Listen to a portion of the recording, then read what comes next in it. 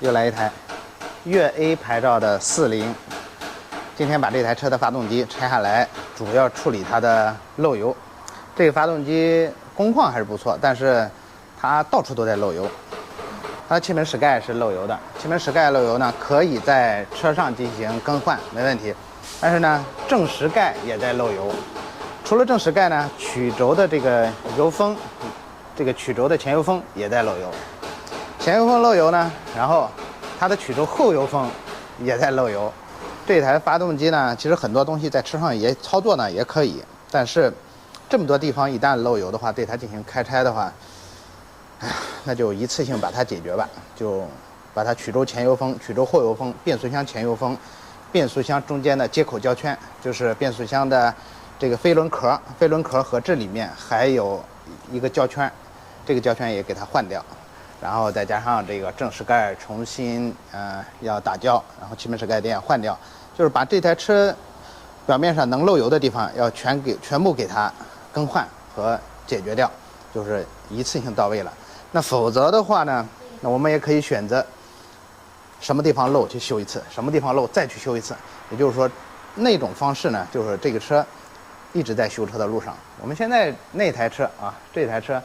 ACR 的50白色的阳江的，他就说他这台车这几年就是经常在修车的路上，就是这个原因。前面发动机已经大修了2次了，这个是第3次对它的大修，那是那一台，这个是这台40的。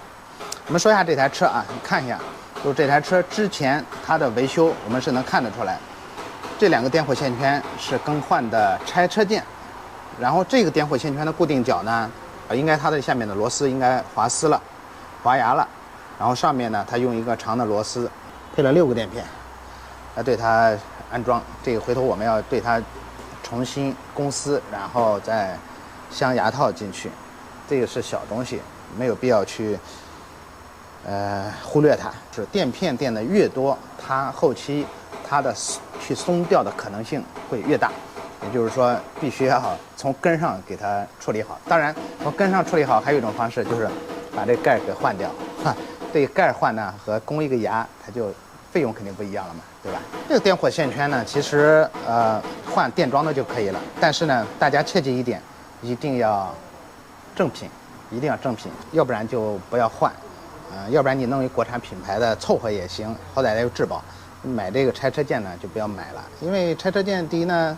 它这个东西你也不知道好坏，对吧？也没有质保，而且呢，它也不是一致性去更换的。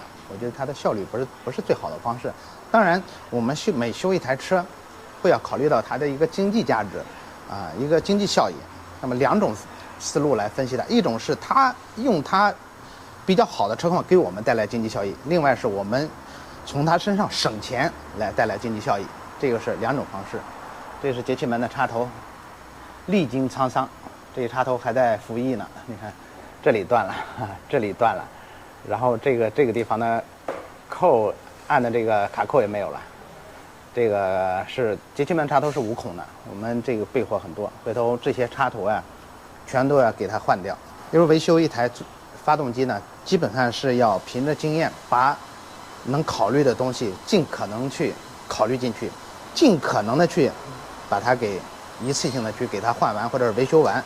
就省得，因为它这里，因为这个一层一层去整天的去跑修理厂。当然，有的人会说跑修理厂呢也是一种乐趣，这个我不否认。我以前呢也经历过这个阶段，就是没事去往修理厂去坐坐。还有这台车拆下来之后，要尽可能的去把这些已经完全硬掉的这些管路都要给它进行更换。这一条管是比较容易发硬的，也是会直接影响我们发动机的动作效率的。还有这根废气管，都是这台车上比较易坏的东西，这个时候都要换掉。好，尽力而为，尽善尽美，保护情怀，兼备实用，福瑞维亚大霸王。